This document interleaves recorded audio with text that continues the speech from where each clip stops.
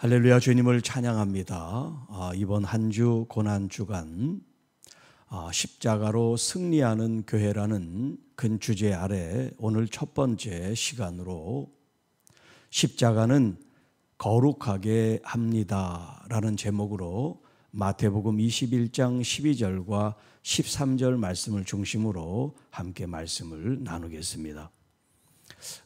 지난 시간 어제는 예수님께서 이 십자가를 향한 일주일 그 첫 시간으로 예루살렘 성에 입성하는, 그래서 백성들이 예수님을 환호하고 호산나 우리를 구원하실 하나님의 아들을 찬양하는 모습을 우리가 함께 나눴습니다. 그리고 예수님께서 이제 월요일 첫날 이 고난주간 처음 주님께서 하신 일은 성전을 정화하신 일입니다. 물론 다른 복음서에도 오늘 이 본문이 주어져 있습니다.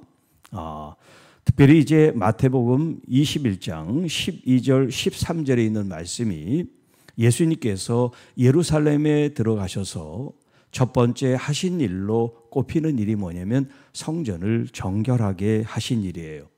어제도 말씀드렸지만 예수님은 예루살렘 성전에 들어간 게 지금 처음이 아니세요. 그 전에도 예루살렘 성전을 여러 번 들어가셨어요. 그런데 그때는 이와 같은 모습을 하지 않으셨어요. 왜냐하면 예수님은 자신의 때를 아셨기 때문입니다. 지금은 예수님께서 이제 마지막 이 땅에서의 사역을 마무리하는 시간인 거예요. 이제 며칠 있으면 예수님은 이 세상에 계시지 않습니다. 그래서 마지막 그 십자가를 향한 주님의 이 과정 여정이 그 어떤 때보다도 더욱 중요하고 또 의미와 가치가 있고 또 우리로 하여금 더 이 말씀에 귀를 기울이게 하고 있다라고 할 수가 있겠습니다. 자, 그러면 오늘 본문으로 들어가서 예수님께서 성전에 들어가사 성전 안에서, 자, 그 성전 안에서 성전에서 해야 될 어떤 그 마땅한 의무와 또 어떤 행위가 있겠죠. 예를 들면 교회 하면 예배를 드리고 기도를 하고 봉사를 하고 섬기는 뭐 이런 마땅한 어떤 우리가 교회 성전 하면 일어나는 일이 있잖아요. 거기에 찬양이 있고 거기에 교제가 있고 섬김이 있는. 자, 여기 성전도 마찬가지예요. 예루살렘 성전에서 하나님 앞에 해야 될 일이 있잖아요. 그런데 여기 오늘 소개되고 있는 이 말씀은 전혀 성전과 어울리지 않는 일이 지금 일어나고 있는 거예요. 그래서 예수님께서는 이 성전을 정화하신 겁니다. 자, 그 구체적인 얘기가 뭐냐면 매매하는 사람들이 있었다는 거예요. 상거래를 하는 일이 있게 됐다는 거예요. 그래서 돈 바꾸는 사람들 또 비둘기 파는 사람들의 그런 상들과 의자를 엎으셨다. 만약에 이게 세상적으로 이제 해석을 한다면 기불파괴죠. 응? 자기 마음에 안 든다고 다른 사람이 지금 영업하고 있는 그 영업장에 가서 난동을 피우듯이 그렇게 하면 뭐 영업 방해도 되고 뭐 여러 가지 뭐 폭행죄도 되고 뭐 그렇게 할 수가 있겠죠. 그런데 예수님께서 지금 이 일을 행하신 것은 세상 밖에 영업하는 사람들에게 영업을 방해한 게 아니라 하나님의 성전 안에 있어야 될 일, 해야 될 일이 아닌 것이 들어와서 하나님의 성전을 더럽히고 하나님의 성전을 거룩하게 만들지 못하는 그 일을 지금 주님께서 새롭게 하시기를 원하시는 거예요. 자, 어떤 일을 새로 하시기 위해서는 또 어떤 일을 새롭게 우리가 시작하기 위해서는 버려야 될 게 있고 하지 말아야 될 게 있습니다. 그걸 계속해서 붙들면서 새로워지는 것이 아니라 그것을 멈추고 새롭게 시작해야 된다는 거예요. 자, 그러면 왜 성전에 이런 장사하는 사람들이 있게 됐을까요? 여러분들이 알고 계시지만 그때 당시는 지금처럼 현금 캐시로 하나님께 예물을 드리거나 하지를 않았어요. 물론 성전 이제 그런 세겔이라고 하는 화폐가 있었지만 그들이 제사를 드릴 때는 돈으로 한 게 아니라 제물로 했어요. 짐승으로 했습니다. 양, 여기 있는 비둘기, 소, 그 사람들이 키우고 그리고 하나님 앞에 드릴 때는 가장 아름답고 튼튼하고 흠없는 병들지 않은 그런 짐승으로 제물을 드렸어요. 자, 그런데 가까이 있으면 모르지만 멀리 있는 사람이 그 짐승을 끌고 성전까지 오다가 무슨 일이 생겨서 다시 되돌아갈 수도 있고, 또 성전에 자신은 이 정도면 됐다라고 생각해서 왔는데 제사장이 잘 살피든지 여기 흠이 있어서 안 됩니다. 그러면 어떻게 해요? 제사를 못 드리고 다시 갔다 와야 된단 말이에요. 이런 불편함이 있기 때문에 성전 주변에 목장을 만들고 이런 하나님 앞에 드릴 제물을 만드는 그런 일을 이제 하게 됐어요. 그러니까 사람들은 이제 편리하게 돈만 주고 성전 옆에 있는 짐승을 사가지고 제물을 드리면 돼요. 시스템이 바뀐 거예요. 자, 이렇게 편리하게 잘했는데 문제는 뭐냐면 이게 독과점이다 보니까 욕심이 생긴 거예요. 보통 시장에서는 한 50만 원 할 거를 우리는 한 70만 원 받으면 수고비 좀 띄고 수수료 띄고 세금 띄고 이렇게 정당하게 시작을 했는데 점점 이 가격이 높아지는 거예요. 50만 원이 200만 원이 돼요. 그리고 거기서 산 짐승이 아니면 제사를 할 수가 없어요. 이런 악순환, 이런 나쁜 절차와 원칙들이 자꾸 세워지게 됐어요. 누구를 위해서 이런 제도가 생겼습니까? 일반 교인들, 평신도들이 아니에요. 이 제사장이나 성직자들과 이 레위인들, 또 종교 지도자들, 이런 권세 있는 사람들이 이익을 챙기기 위해서 그런 제도를 자꾸 만들었단 말이에요. 그러니까 배부르는 사람이 있지만 많은 소시민들은 거기에 대해서 부조리를 느끼지만 항변을 하지 못하는 거예요. 이 모습에 대해서 예수님이 그야말로 어떻게 보면 과격한 모습으로 그들의 모든 장사하는 그 현장에서 다 난동을 부리셔서 그것을 뒤엎고 내쫓으시는 장면이에요. 그러면서 예수님께서 지금 13절에 있는 이 말씀은 이사야 56장 7절에 있는 말씀을 인용하고 계신데, 그들에게 이르시되 기록된 바 내 집은 기도하는 집이라 일컬음을 받으리라 하였거늘 너희는 강도의 소굴을 만드는도다 하시니라. 자, 이 원문 이사야 56장 7절 말씀을 여러분들에게 인용을 해드리면, 내가 곧 그들을 나의 성산으로 인도하여 기도하는 내 집에서 그들을 기쁘게 할 것이며 그들의 번제와 희생을 나의 제단에서 기꺼이 받게 하리니 이는 내 집은 만민이 기도하는 집이라 일컬음이 될 것이니라.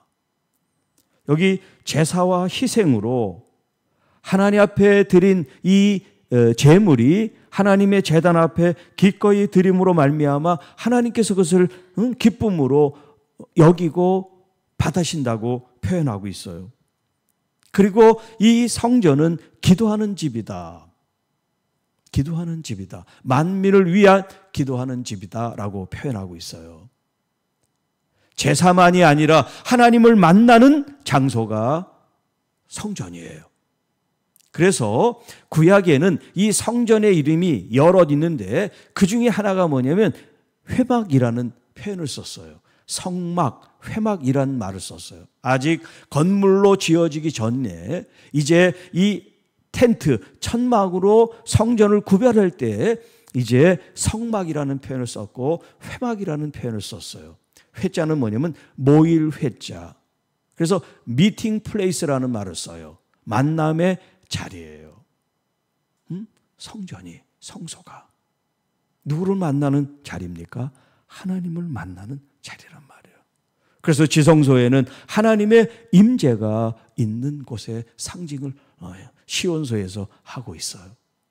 그러니까 제사장이든 레위인든 일반 성도든 모두가 다 이 회막, 성전, 하나님 앞에 나올 때는 거룩하게 정결하게 하는 것이 기본이에요.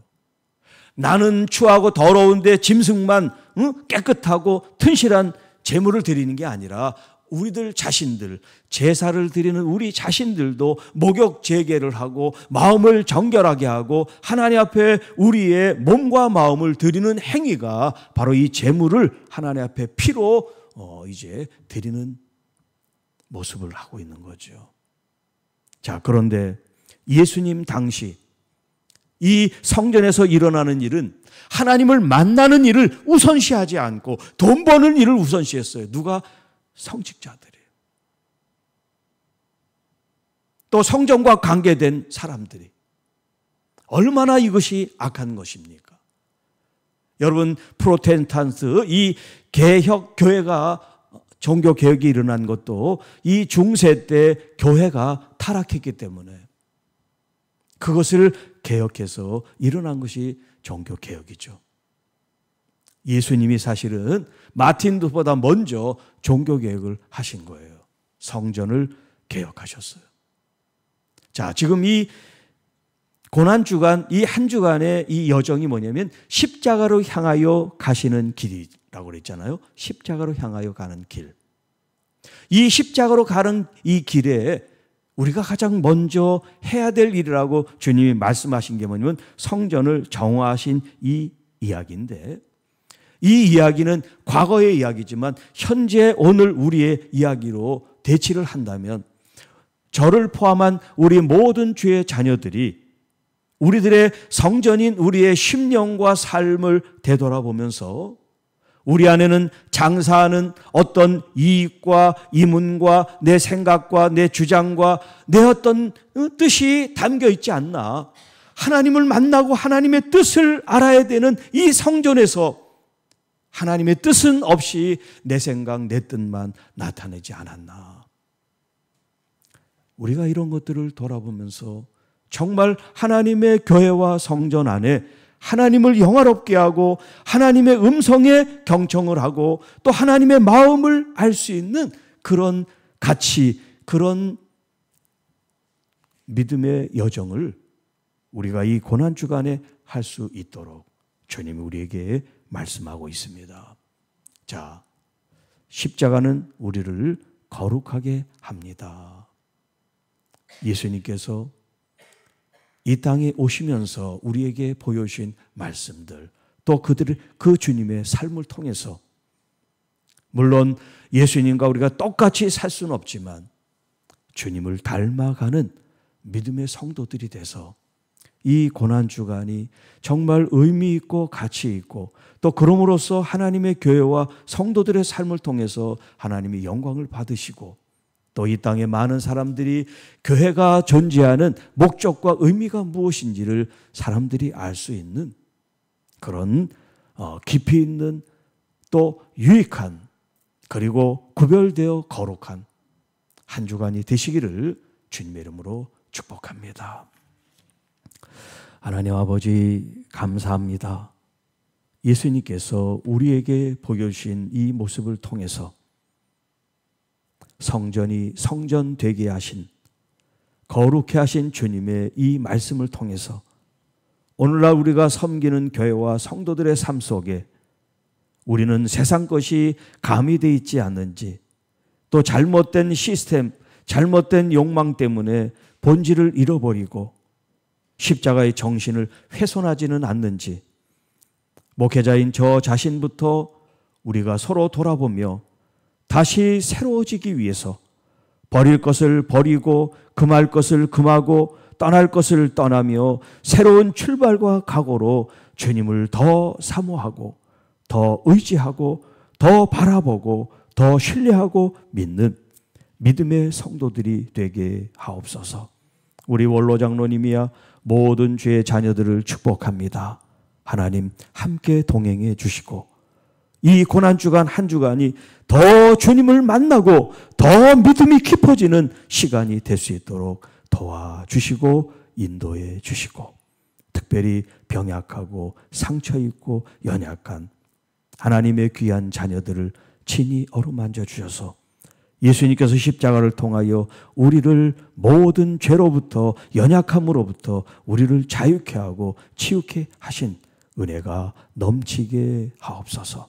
또 우리의 일터 가운데 하나님께서 늘 부유하게 하시고 풍성하게 하셔서 베풀고 나누는 은혜가 넘치게 하옵시고 또 주님 우리 사랑하는 자녀들 주님 안에 복되게 하시기를 원하옵고 이 모든 말씀 우리를 구원해 주신 우리 구주 예수님의 이름으로 간절히 기도하옵나이다. 아멘.